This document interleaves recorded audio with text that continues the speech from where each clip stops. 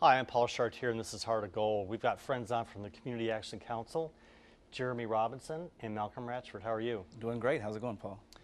Community Action Council, people may think they know what it is, but it's a broad organization. Tell us what it's all about.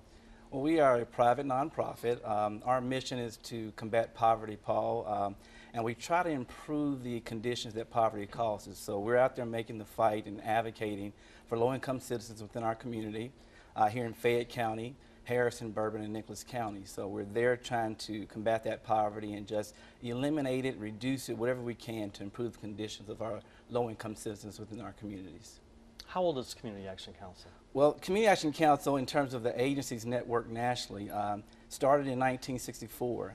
So we've been around for a long time. Here in Lexington, we've been around for that period of time as well. So we've been in the communities as grassroots. It's gotten larger and larger over the years and continues to grow nationally. We're federally mandated in terms of our designation for local communities across the country.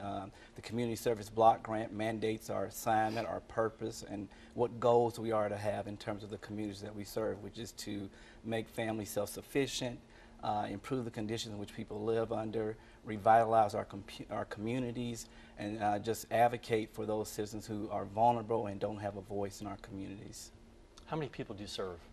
Annually, we serve about 30,000 folks a year for various different types of programs, and so we're out there on a daily basis throughout the recession. Just as the economies change, we're able to serve those 30,000 folks in all of our service areas. So when the economy hits and people are struggling, what services could you provide to help them dig out?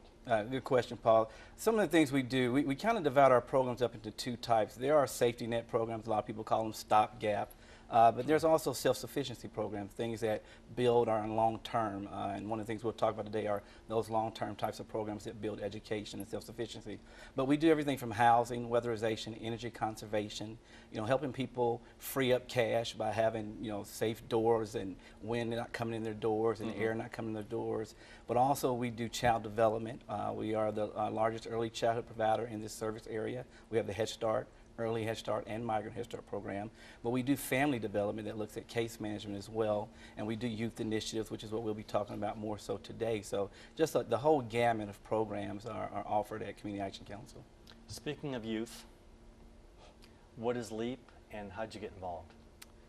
Well, actually, I got involved. My girlfriend told me about it, but LEAP is just a program that helps out-of-school and in-school youth, further their education, and it helps us set goals and meet our goals through, I guess you could say, they have meetings with us, they sit down and talk to us personally. There's just a lot of things that they do to help us. So you're doing this because your girlfriend wants you to do it? No, I'm doing it. It's before I went to the LEAP program, I was out of school.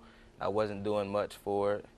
And when I got into the LEAP program, it gave me, I guess you can say, opportunities and things to look forward to help me further my education. And how long have you been doing it? I've been with the LEAP program since about September of this year. So about 3 months. And do you go to classes every day with it, or you're out of high school? I'm out of school. And you're kind of floating along, not having any kind of direction, and you got plugged into LEAP. What's it stand for? LEAP stands for Literacy, Education, Experience, and Post-Secondary. And are you wanting to get more training out of it? Are you wanting to get a job out of it? Or what's your purpose in getting involved in it? Well, I sort of have my goals down packed. They're just helping me move forward with my goals. We don't go to school every day. They help us sign up for either GED classes, which I'm in, or they help you keep your grades up if you're in school. And you don't go every single day, but they have 2 or 3 things out of the week that they'll schedule for after school and in school youth. And incentives, I guess you would call it. We go to the community action place off of Georgetown Street, and they'll do workshops and things like that for them. Well, let's take a step back, because if people are watching and are looking at you thinking, this is a presentable young man, he's plugged back into wanting to get his education, you're going for your GED, what happened that you did not graduate from high school? Just when I was in high school, I didn't really have my head on right. I wasn't really focused about education. I just focused on going to school to have fun. And like I wasn't cutting it in class. I wasn't making the grades. I wasn't going to school. I just like school just wasn't where I needed to be at. What's the dropout rate in Fayette County? It's a little under 3%. It seems low, however, in terms of the effects and the ages after a certain, our group is 16 to 18, but we do have individuals that are 19, and so it seems like a low percentage, but sometimes those numbers can be skewed based on the dropout rate and things like that. So it's not really a low number when we look at the small community that we live in and the impact of those individuals that drop out from those age ranges, how it impacts our community overall. Because as Jeremy mentioned, if you don't have a GED, you're not going to be able to get a job.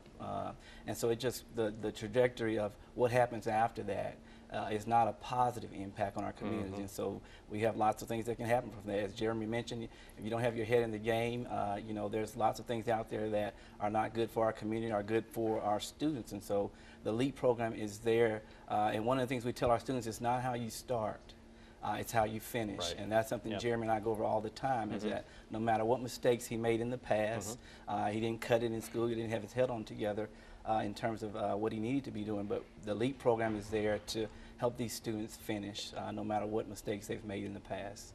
For young people watching right now, or families of people that have young people or families, what would you say to them about the struggling high school student and keeping focused, keeping on track, and just getting a degree?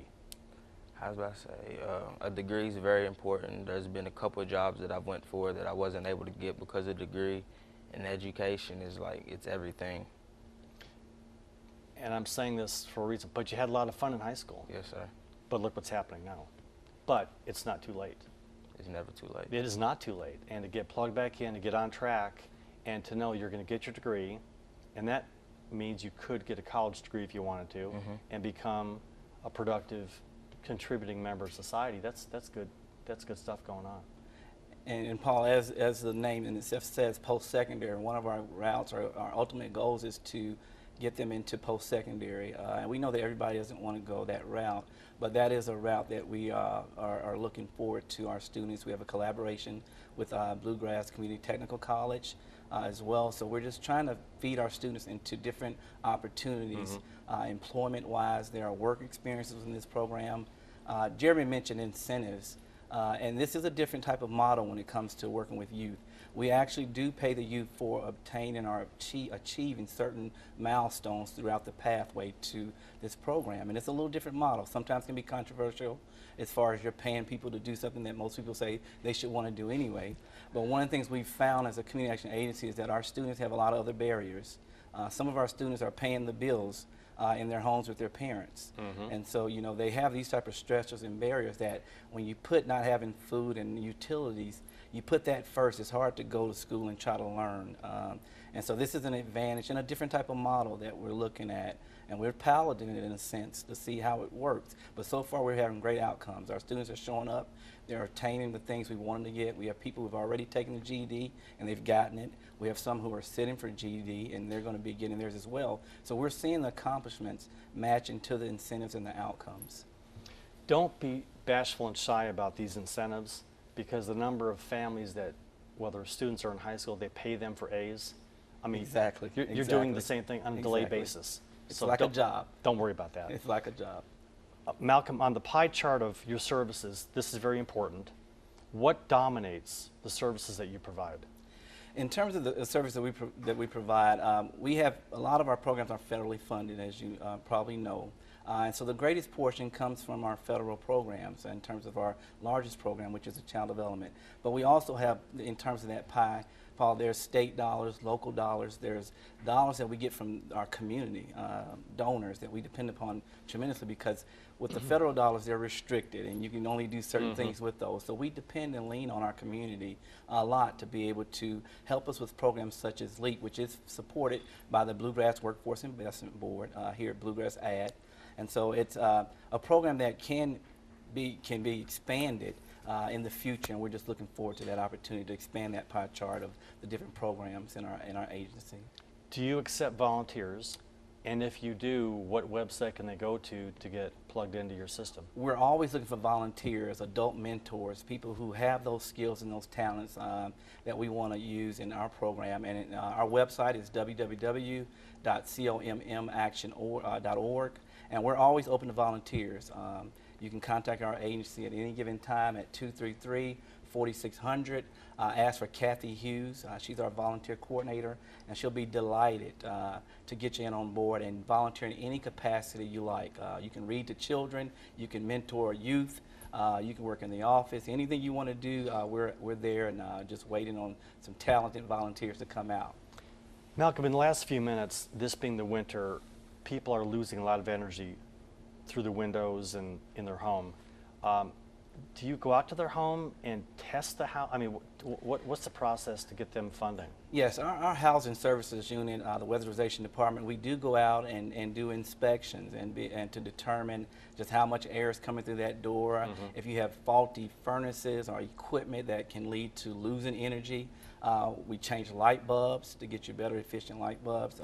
Anything from gaskets on a faucet, you name it, shower heads. We come in and we look at anything that could save a family valuable, as we call it, valuable cash, because $30 here can go a long way for a family when it comes to freeing up that type of cash, and that's done through energy conservation. What else is coming up barrier-wise that we need to be aware of that we can help you with? Our biggest thing that we're trying to do right now, of course, we're entering into what we call crisis season, which is our energy crisis season. And what we have are individuals who, in terms of the winter months, can be very vulnerable, especially our seniors who can't afford the utility bills. People are paying over 40% of their income towards utility bills. And what happens, eventually those things get disconnected. And fortunately, we're able to have some great partnerships with Columbia Gas, Kentucky Utilities, to be able to have programs where we're able to pay parts of those utility bills and help families free up more cash for groceries, for other types of things that they need. Well, you are a key organization in town that helps a lot of folks, not just in Fayette, but in the region. And this is one great example of that. And you're on the right road. The only person that could stop you is you. That's true. But people like us can help you. So reach out, accept the help, because you're on the right path. That's true. Guys, thanks for coming in. Thanks a lot, Paul. Thanks In for the having us. spirit of the new year, Happy New Year, and we're all in this together. We're here to help you. Thanks for helping out. All right. I'm Paul Chartier. We'll be right back on Heart of Gold.